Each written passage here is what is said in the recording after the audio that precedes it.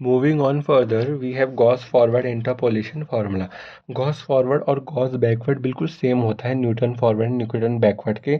बस इसमें क्या होता है, जो हमारी क्वेश्चन होता है, जैसे कि मैं अगर एग्जांपल लूँ, अगर हमारे पास एक सर्टन टेबल है, this is the table, this is the question, ये टेबल है। अगर हमें बोला गया होता कि 120 पे निकालो या 160 पे निकालो, या तो हम क्या करते हैं, हम इसमें गॉस फॉरवर्ड लगाते हैं। अगर हमें बोला गया होता 320 पे निकालो, 360 पे निकालो, तो हम गॉस बैकवर्ड लगाते हैं। इसमें बेसिकली पी की कंडीशन मेथड्स करती है।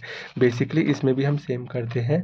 एक गॉस फॉरवर्ड का ही फॉर्मूला होता है और इसका ऑब्जर्वेशन हम means graph down plus upon down upward down upward इस तरह से इसका बनता है ग्राफ। तो इसमें क्या होता है कि इसमें भी हम क्या करते हैं, सेम ही करते हैं। अब स्टेप सेम रहते हैं।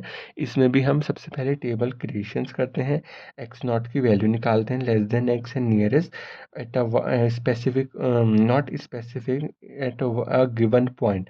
स्पेसिफिक दिया जाता है तो इनिशियल एंड लास्ट वैल्यू निकालते हैं। इसमें हम बस डिफरेंस ये होता है, जो हम एक्स नॉट पी की वैल्यू निकालते हैं। बेसिकली अगर पी की कंडीशन इस रेंज में आ जाए तो हम गॉस फॉरवर्ड लगाते हैं, और अगर पी की कंडीशन हमें दी जाए -1 to 0, अगर ये कंडीशन दी जाए तो हम गॉस बैकवर्ड लगाते हैं। बस इसमें यही होता है।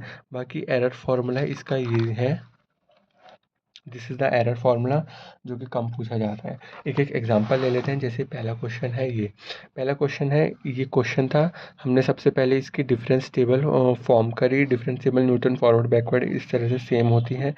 एक्स की वैल्यू से हमने पी की वैल्यू करी। अब जो पी की वैल्यू हमने बोली थी 0 to 1 के बीच में आनी चाहिए, तो 0.1 इस रेंज में लाए होता है। इसलिए हमने इस फॉर्मूले में गॉस फॉरवर्ड अप्लाई कर दिया और आंसर हमारा इतना है। अगर हमें दिया जाता कि एट अ स्पेसिफिक, तो स्पेसिफिक में वही कि इनिशियल लेते हैं हम, इनिशियल नहीं लेते, इसमें इनिशियल कंडीशन नहीं होती। इनिशियल न्यूटन फॉरवर्ड और बैकवर्ड में के लिए अप्लाई होती है। इसके लिए क्या होता है, अगर हमें दिया जाता है जनरल फंक्शन, तो जनरल फंक्शन में क्या होता है, जो एक्स नॉट की वैल्यू होती है वो मिड पॉइंट होती है और या फिर उससे अबव होती है। अगर न्यूटन बैकवर्ड की बात करें तो एक्स नॉट की वैल्यू मिड पॉइंट या फिर मिड पॉइंट से प्रीवियस वाली देखी जाती है, बिलो देखी जाती है। जैसे कि अगर हम बैकवर्ड की बात करें, बैकवर्ड में हमने सबसे पहले यही करा कि हमने सबसे पहले हमने टेबल क्रिएशन करा।